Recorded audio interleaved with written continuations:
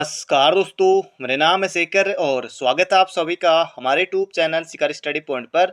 तो दोस्तों, इस वीडियो में हम देखने वाले हैं उत्तराखंड डीएलएड के पेपर को, क्योंकि कुछ अभ्यर्थियों के कमेंट आ रहे थे तो डीएलएड का पेपर किस तरह का हुआ था करके पिछली बार, तो उसको दीजिए करके दोस्तों। इसमें हम देखने वाले हैं डीएलएड का पेपर 25 तारीख को दोस्तों होने वाला है। 25 मई को डीएलएड का पेपर जैसे एडमिट कार्ड आएंगे आपको बता दिया जाएगा। बाकी दोस्तों अपनी आप तैयारी करते रहिएगा, सभी जगह से प्रश्न आते हैं। इसमें दोस्तों सिर्फ हम जीके के महत्वपूर्ण प्रश्न को देखेंगे और इसमें दोस्तों टोटल जो क्वेश्चन आते हैं 200 क्वेश्चन आते हैं और दोस्तों 200 क्वेश्चन आप देख पाएंगे। और डिस्क्रिप्शन में दोस्तों लिंक मिल जाएगा टेलीग्राम चैनल का, वहाँ पर दोस्तों मैं इसे शेयर कर दूंगा, आप वहाँ से देख लीजिएगा।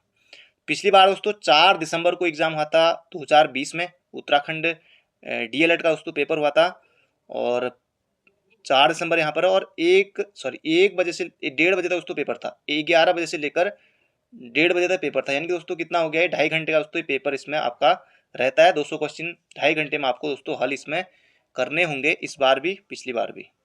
एडमिट कार्ड आएगा दोस्तों आपको बता दिया जाएगा। पहला प्रश्न है, प्रसिद्ध ग्रंथ महाभारत का मूल नाम क्या है? अगर दोस्तों आप उत्तराखंड पुलिस कांस्टेबल, पटवारी, एसआई, फॉरेस्ट गार्ड, कनिष्ठ किसी के लिए भी तैयारी कर रहे हैं, जीके के प्रश्न को दोस्तों जरूर से देखिएगा। ये प्रश्न आपको आने ही चाहिए, सदाबहार प्रश्न है ये। तो पहला प्रश्न है, प्रसिद्ध ग्रंथ महाभारत का मूल नाम क्या था? इसका सही उत्तर दोस्तों ये था जय संहिता, ऑप्शन नंबर डी। अगला प्रश्न है, सेंट्रल रेलवे का मुख्यालय कहाँ स्थित है? तो इसका सही उत्तर दोस्तों ये कहाँ स्थित है? इसका सही उत्तर हो जाएगा option number C, Mumbai CST में स्थित है। अगला प्रश्न है, निम्नलिखित में से किसका नेतृत्व महात्मा गांधी ने नहीं किया? भारत छोड़ो आंदोलन 1942 बिल्कुल किया था, सविनय अवज्ञा आंदोलन किया था, खेड़ा सत्याग्रह 1917 इसका भी किया था, बारदोली सत्याग्रह दोस्तों इसका नेतृत्व सरदार वल्लभ भाई पटेल ने किया था, ऑप्शन नंबर डी। अगला प्रश्न है, निम्नलिखित घटनाओं का सही अनुक्रम क्या है? दोस्तों इनको क्रम से आपको लगाना है। एसआई पटवारी में जरूर से दोस्तों ऐसे प्रश्न बनेंगे, तो मिला लेते दोस्तों इसे। सबसे पहले दोस्तों इनमें अगर देखा ऑप्शन के हिसाब से, भारत छोड़ो आंदोलन कब? 1942। साइमन कमीशन 1928 में भारत पहुंचा था। साइमन कमीशन गठन 1927 में हुआ था, चलो मान लिया 1928। भारतीय राष्ट्रीय कांग्रेस की स्थापना 1885 में हुई थी। पार्लियामेंट्री सुधार दोस्तों 1909 में। अब दोस्तों ये किसी ऑप्शन में आपको मिल जाएगा। वैसे अगर ऑप्शन के हिसाब से करें तो ऑप्शन नंबर 3 पहले नंबर पर आना चाहिए। 3 दोस्तों 2 ऑप्शनों में एक, अभी देखिए यहाँ पर भी सी का रखा। चलो दोस्तों ये मैंने आपको बता दिया है सब कुछ कब कब हुआ है, आप इसे मिला सकते हैं। बढ़ते हैं आगे सीधे। अगला प्रश्न है, केंद्रीय मृदा एवं जल संरक्षण अनुसंधान एवं प्रशिक्षण संस्थान का है? ये प्रश्न दोस्तों बहुत ज़्यादा महत्वपूर्ण है। नागपुर अगर आपने उत्तर दिया है या सोचा है तो आप बिल्कुल गलत है दोस्तों, ये है देहरादून में, हमारे यही है दोस्तों। केंद्रीय मृदा एवं जल संरक्षण अनुसंधान एवं प्रशिक्षण संस्थान देहरादून में है, बिल्कुल याद रखिएगा। उत्तराखंड में भी आ सकता है ये प्रश्न, जीके में भी आ सकता है, तो दोनों के लिए आपको याद रखना होगा। अगला प्रश्न है, उड़ीसा में कोणार्क सूर्य मंदिर का निर्माण किसने कराया था? जबरदस्त क्वेश्चन है दोस्तों। उड़ीसा में कोणार्क सूर्य मंदिर का निर्माण किसने कराया था? तो इसका सही उत्तर दोस्तों राजा नरसिंह देव ने कराया था, ये आपको बिल्कुल याद रखना है, उड़ीसा में। अगला, मुगल प्रशासन में महोत्सव क्या था? महोत्सव क्या था ये आपको बताना रहेगा। तो ये हो जाएगा दोस्तों लोक आचरण का अधिकारी, लूसेंट से दोस्तों प्रश्न यहाँ पर पूछे गए हैं। अगला प्रश्न है, सदाबहार प्रश्न दोस्तों, चाहे आप पुलिस कांस्टेबल दे दीजिए या कोई भी एग्जाम दे दीजिए, उत्तराखंड में, यूपी में, एसएससी कहीं एग्जाम दोस्तों आप दें, ये प्रश्न आपको दिखाई देगा। ये वही प्रश्न दोस्तों, इसे गौर से देखिए। भारतीय राष्ट्रीय कांग्रेस का वर्ष 1929 में लाहौर सम्मेलन, जिसमें अंग्रेजों से पूर्ण स्वतंत्रता पाने का संकल्प अंगीकृत किया गया, किसकी अध्यक्षता में हुआ था? जवाहरलाल नेहरू दोस्तों, इसका सही उत्तर है ऑप्शन नंबर सी। अगला प्रश्न है दोस्तों, इसको यहाँ पर सही बताना, सही युग्म को चुनिए। चुनिष्ट, चलो समझ जाए दोस्तों, चुनिए, इसका अर्थ यही होगा। इसका सही उत्तर दोस्तों खजुराहो, जो जिनका निर्माण कराया था, तो खजुराहो मंदिर का निर्माण कराया था चंदेल शासकों ने, ये आपको बिल्कुल याद रखना है।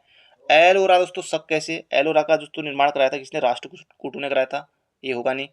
महाबलीपुरम दोस्तों, इसका निर्माण कराया था किसने? पल्लव शासकों ने। महाबलीपुरम का निर्माण कराया था दोस्तों पल्लव शासकों ने। मीनाक्षी दोस्तों ये बच गया यहाँ पर। मीनाक्षी दोस्तों किसने कराया था? तो कराया था पांड्य शासकों ने। मीनाक्षी मंदिर का कराया था पांड्य शासकों ने। और चंदेल दोस्तों, ये खजुराहो चंदेल ये सही है यहाँ पर। बाकी एलोरा राष्ट्रकूट, महाबलीपुरम पल्लव, तो सभी याद रखेगा, बन सकता है। इसका सही उत्तर होगा ऑप्शन नंबर सी। अगला प्रश्न दोस्तों जबरदस्त, बिल्कुल धांसू प्रश्न है। जिस ब्याज दर पर भारतीय रिजर्व बैंक वाणिज्यिक बैंकों को सामान्य क्रियाओं हेतु ऋण देता है उसे क्या कहते हैं दोस्तों? उसे कहते हैं हम बैंक दर, ऑप्शन नंबर सी।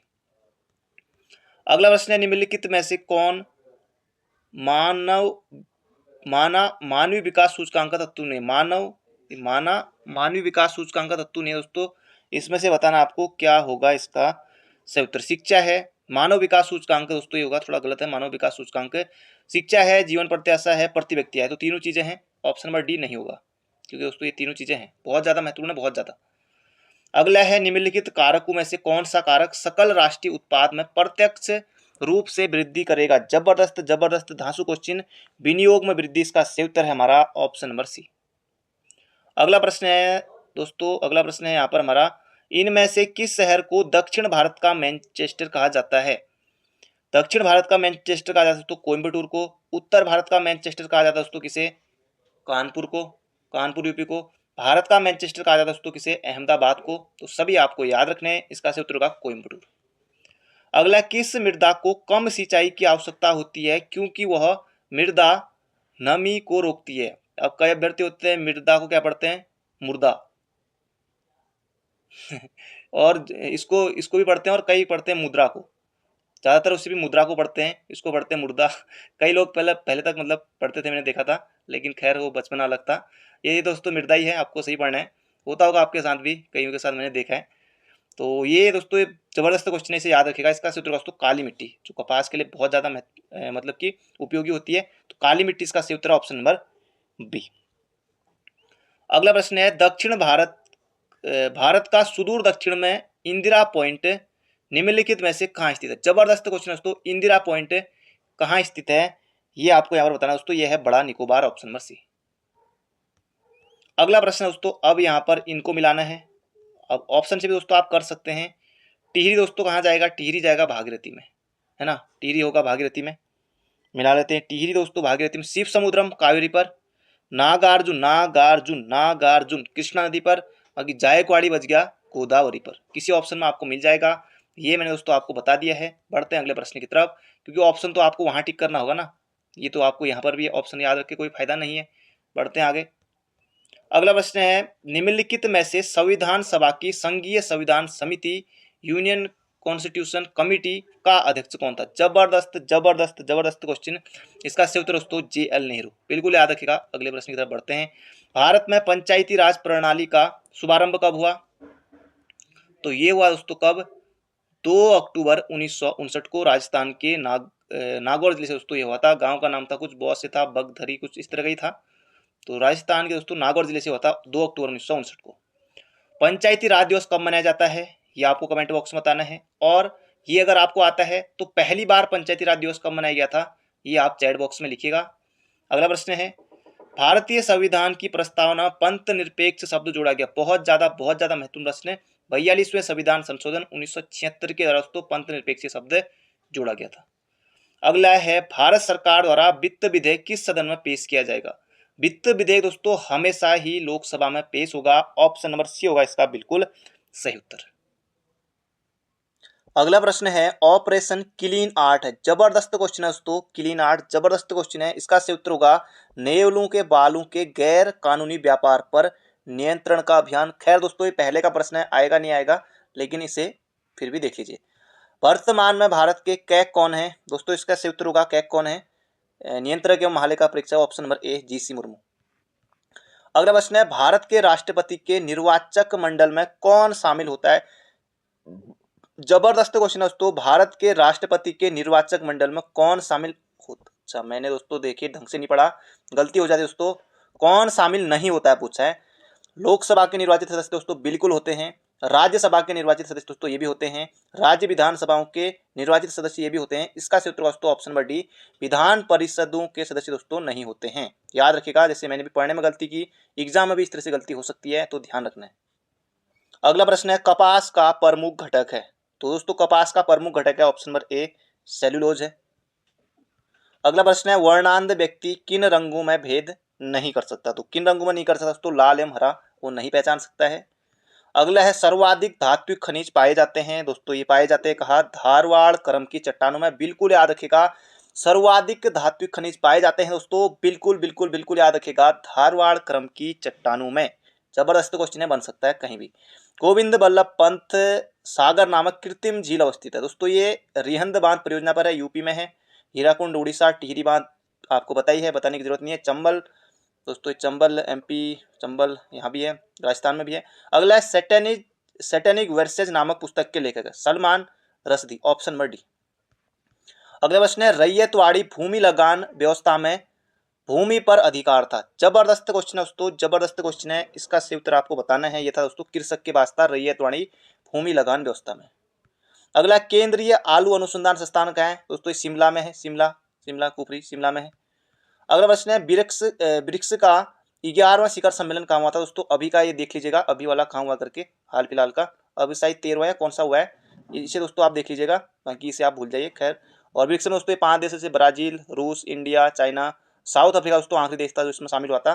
बाकी हाल फिलहाल का दोस्तों जो सम्मेलन हुआ है उसे आप देख लीजिएगा करंट अफेयर में। अगला प्रश्न है, ज्ञानपीठ पुरस्कार के बारे में कौन सा कथन सही नहीं है? जबरदस्त क्वेश्चन है। यह संविधान में शामिल 22 भाषाओं में साहित्यिक योगदान हेतु दिया जाता है। बिल्कुल सही दोस्तों, बिल्कुल सही है, 22 भाषाओं में दिया जाता है। प्रथम ज्ञानपीठ पुरस्कार 1965 में दिया गया, बिल्कुल सही है। 2019 का 55वां ज्ञानपीठ पुरस्कार मलयालम कवि अक्कीथम को दिया गया। अगला ऑप्शन है, प्रथम ज्ञानपीठ पुरस्कार हिंदी भाषा के कवि सुमितानंदन पंत को दिया गया। अब जिन्होंने अच्छे से नहीं पढ़ा है, अच्छे से नीचे नहीं पढ़ेंगे, वो गलती कर जाएंगे यहीं पर। ऑप्शन नंबर बी और डी देखिए, प्रथम ज्ञानपीठ पुरस्कार 1965 में दिया गया। प्रथम ज्ञानपीठ पुरस्कार हिंदी भाषा के कवि सुमितानंदन पंत को दिया गया। दोस्तों हिंदी के लिए जो प्रथम ज्ञानपीठ पुरस्कार दिया गया था वो सुमितानंदन पंत को ही दिया गया था, चिदम्बरा के लिए 1968 में। लेकिन ये दोस्तों सही नहीं होगा, क्योंकि दोस्तों इनको हिंदी के लिए दिया गया था, ना कि पहला ज्ञानपीठ पुरस्कार इन्हें दिया गया था। हिंदी भाषा का पहला दिया गया था, वैसे चौथे नंबर का था। तो पहला दिया गया था दोस्तों कब? 1965 में दिया गया था। तो ये था दोस्तों, किसे दिया गया था? जी शंकर कुरुप को दोस्तों ये दिया गया था। बढ़ते हैं अगले प्रश्न की तरफ। अगला प्रश्न है दोस्तों, इसे यहां पर मिलाना है। निम्नलिखित में से कौन सा विकल्प वायुमंडलों के स्तरों एवं उनके अभिलक्षणों में से सही नहीं है दोस्तों? ये आपको मिलाना है। प्रश्न क्या पूछा है, सही नहीं है या है? सही है, सही है। थोड़ा मैंने गलती कर दी पढ़ने में। पहले दोस्तों प्रश्न को आपको सही से पढ़ना है। ये जल्दीबाजी पता नहीं मेरी भी कब दूर होगी। धैर्य से, बिल्कुल शांत से, आपको तो कह दे रहा हूँ लेकिन खुद के लिए भी करना है यहाँ पर। जैसे अब सही से करते हैं। क्षोभ मंडल में दोस्तों मौसम संबंधी घटनाएं होती है ना? बिल्कुल सही दोस्तों, होती हैं। क्षोभ मंडल में मौसम संबंधी घटनाएं होती हैं।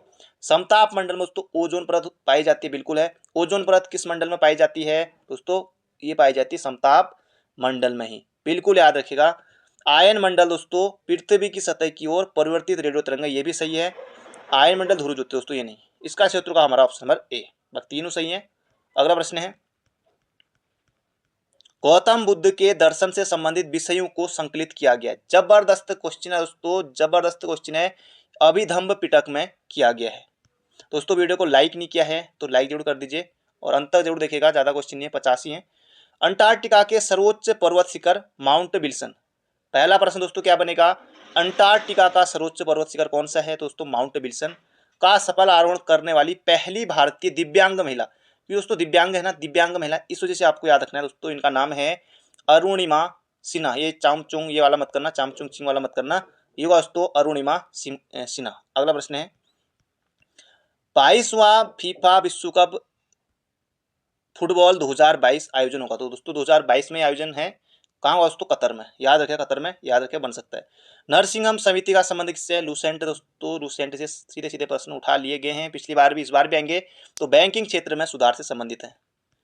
अगला प्रश्न है, 38वां प्रश्न है, निम्नलिखित कथनों में से कौन सा कथन पृथ्वी की स्थिति के संबंध में सत्य है?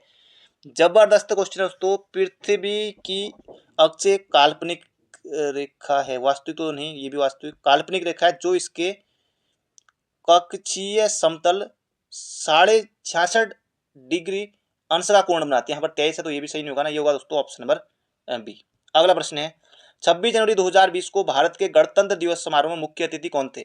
2022 में दोस्तों एग्जाम होगा और उत्तराखंड अधीनस्थ सेवा चयन दोस्तों 2017 के भी पूछ सकता है, 18 के भी, 19 के भी। तो खैर दोस्तों यहाँ नहीं आएगा, लेकिन उस समय के हिसाब से दोस्तों इसका उत्तर था option number D, Jair Messias Bolsonaro, ये आए थे उस समय। दिसंबर 2020 में कोरोना वायरस संक्रमण की शुरुआत किस शहर से दोस्तों? कोई नहीं भूल सकता, आपको भी याद होगा, जो नहीं भी पढ़ते ना, जो एग्जाम की तैयारी नहीं भी करते, उनने भी सभी सुना होगा न्यूज में, सभी बता देंगे दोस्तों, वुहान से। दोस्तों इस प्रश्न को तो जरूर से आपको याद रखना ही होगा, कुछ भी करिए दोस्तों, पर इस प्रश्न को जरूर से याद रखिए। ये प्रश्न दोस्तों एसआई पटवारी किसी भी एग्जाम में आ सकता है दोस्तों। वर्ष के प्रारंभ से लेकर अंत तक होने वाली टेनिस की ग्रैंड लिखा है ग्रैंड स्लैम प्रतियोगिताओं का आयोजन का सही क्रम है। सबसे पहले दोस्तों आता है ऑस्ट्रेलियन ओपन, दो ऑप्शन में है ना। ऑस्ट्रेलियन के बाद दोस्तों आता है ओएस, ओ एफ फ्रेंच, फिर दोस्तों वी, फिर ए। तो Australian open, French open, Wimbledon, फिर उसके बाद दोस्तों अमेरिकन ओपन, ये आता है। इसे दोस्तों याद रख लीजिएगा, किसी बड़े एग्जाम में ना एसआई पटवारी दोस्तों जरूर बन सकता है, तो इसे आपको याद रखना जरूरी है। अगला प्रश्न है, गैर निष्पादित परिसंपत्तियों एनपीए का अर्थ है। दोस्तों इसका संयुक्त होगा एनपीए का अर्थ ऋण जिन पर ब्याज तथा मूल्य रकम वसूली नहीं होती है। अगला प्रश्न है, एक राज्य के महाधिवक्ता का कार्यकाल होता है। आज दोस्तों मैंने आपसे पूछा था, जो हिंदी में जो हमारे जो दिन में जो जीके वाली सीरीज आई थी उत्तराखंड की, महाधिवक्ता किस अनुच्छेद में है? तो आपने बताया था अनुच्छेद 100 कितने में दोस्तों? 165 में है। महान्यायवादी कितने में है? अनुच्छेद 76 में है। तो महाधिवक्ता का कार्यकाल दोस्तों कितना होता है? ये दोस्तों 665, जो पहले दोस्तों ये नहीं है, ना 5 वर्ष से ना 4 वर्ष से दोस्तों निर्धारित नहीं है, क्योंकि दोस्तों जो महाधिवक्ता होते हैं ना, ये राज्यपाल के प्रसाद पर्यंत होते हैं। अगर आए दोस्तों जो महान्यायवादी हैं, वो भी दोस्तों राष्ट्रपति के प्रसाद पर्यंत ही होते हैं। इसका उत्तर ऑप्शन नंबर डी, याद रखेगा बन सकता है।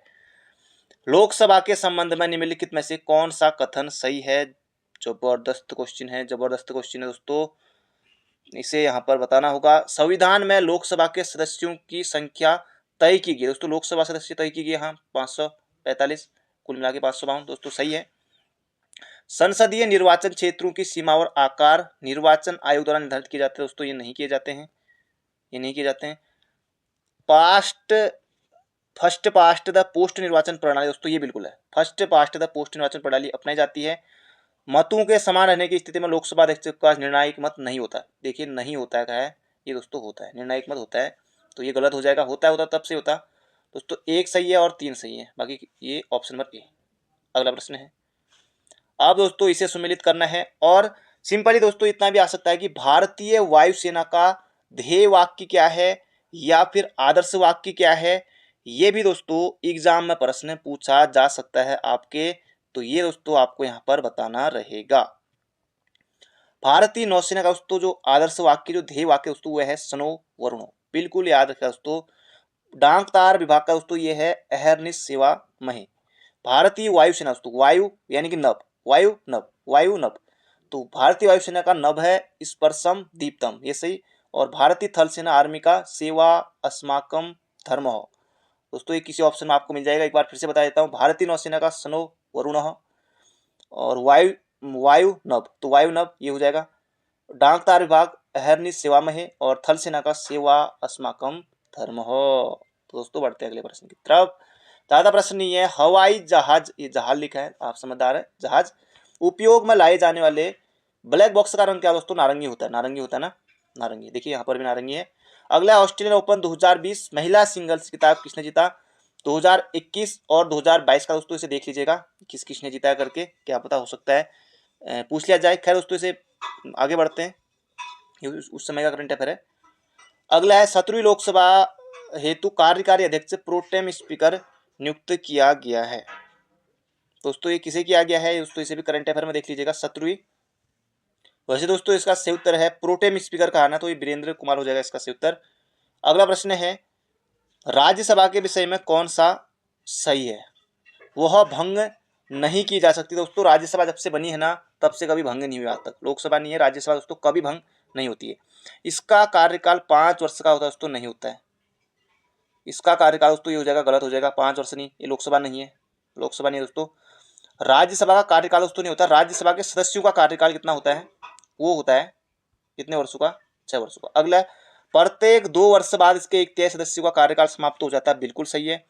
इसके सदस्य वर्ष से कम आयु के होंगे, ये भी सही नहीं है, कुछ अटपटा है, ये भी सही नहीं होगा। 1 और 3 दोस्तों सही है। बढ़ते अगले प्रश्न की तरफ। अगला प्रश्न है 5 से 8 नवंबर 2019 तक भारतीय अंतर्राष्ट्रीय विज्ञान महोत्सव कहाँ आयोजित किया गया। 2019 का दोस्तों ये प्रश्न है। नवंबर में दोस्तों ये हुआ था, ये हुआ था दोस्तों उस समय कहाँ हुआ था, ये हुआ था कोलकाता में। बाकी हाल फिलहाल में दोस्तों जो हुआ है उसे आप याद रख लीजिएगा। करंट अफेयर भी आए हैं कुल मिलाकर 5 से 6 दोस्तों करंट अफेयर भी आए हैं इसमें। और बाकी जीके के दोस्तों प्रश्न कैसे थे ये आपने सभी देख लिए हैं। बाकी पूरे 200 प्रश्न दोस्तों आप देख सकते हैं। इसके लिए दोस्तों टेलीग्राम चैनल पर जुड़ जाइए, डिस्क्रिप्शन में लिंक है, वहाँ में दोस्तों सारे प्रश्न को आप वहाँ पर एक लिंक से दोस्तों आप देख पाएंगे। तो मिलते हैं बहुत जल्दी एक नई वीडियो में। Thank you friend, thank you so much. अपना ध्यान रखिए और तैयारी करते रहिए।